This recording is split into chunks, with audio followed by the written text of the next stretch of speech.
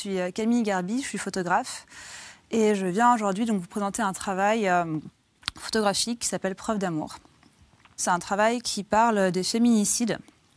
C'est pas forcément si évident comme ça, parce que montrer la violence, mettre la violence en image, c'est pas facile et c'est pas comme ça qu'on touche les gens, moi je pense. C'est à la lecture d'un fait divers qui mentionnait le meurtre d'une jeune femme fin 2017. Avec l'article décrivait le drame et mentionnait l'arme du crime. Et c'était un cutter. Et en lisant ça, je me suis dit qu'en fait, ça pouvait être une approche intéressante. Tous les objets qui ont servi à tuer des femmes dans un cadre conjugal.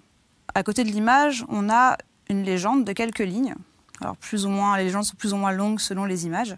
Comme là, Noémie, 30 ans, décédée le 14 novembre 2017 à Amiens, dans la Somme. Cynthia, 21 ans, décédée le 25 juillet 2017 à Toulouse, en Haute-Garonne. Et voilà, on lit ça, on regarde l'objet et on comprend finalement que ces femmes-là ont été tuées par ces objets, a priori chez elles, a priori avec quelqu'un avec lequel elles vivaient. C'est tout l'enjeu de ce travail, c'est de laisser la place à l'imagination des regardeurs, enfin des spectateurs, des gens qui voient ces photos, pour se questionner sur ce phénomène des féminicides qui est un fléau. L'idée était d'avoir quelque chose de très doux, de pas du tout agressif, pas du tout violent, un peu froid, effectivement aussi, parce que c'est un sujet qui est un peu glaçant quand même. Pour moi, le format carré, c'est quelque chose le carré, c'est un format équilibré, on peut pas en sortir, quoi. Il y a quelque chose de très un peu enfermant. Donc j'ai travaillé pour faire ces séries de photos avec un collectif qui recense tous les cas qui paraissent dans la presse. J'ai lu plus de 700 articles de presse, je pense, qui portaient sur 265 cas en 2016 et 2017. Sur cette image, on voit un couteau, à côté duquel on a une liste beaucoup plus longue que les autres.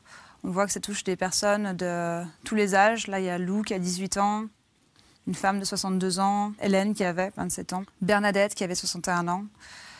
Et l'accumulation de ces noms à côté de cette photo du couteau met en valeur toute l'ampleur du phénomène et la violence de ce fléau. Et montre aussi que ça touche toutes les femmes de tout âge, de toute catégorie sociale. Et c'est vraiment un phénomène sur lequel il faut réfléchir et il faut faire changer les choses. Voilà, merci.